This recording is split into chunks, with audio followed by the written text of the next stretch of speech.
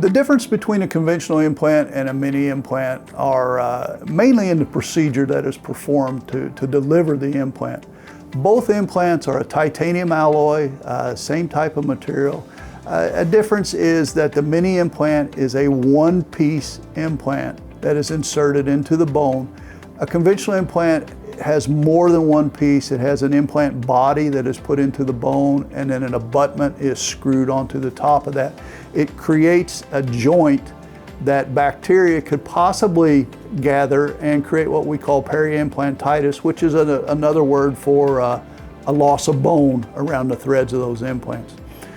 The big difference is how is the mini implant put in place.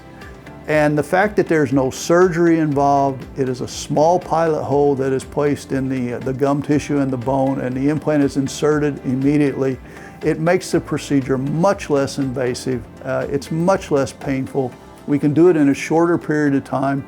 And the mini implant is about half the cost of a conventional implant. So give us a call.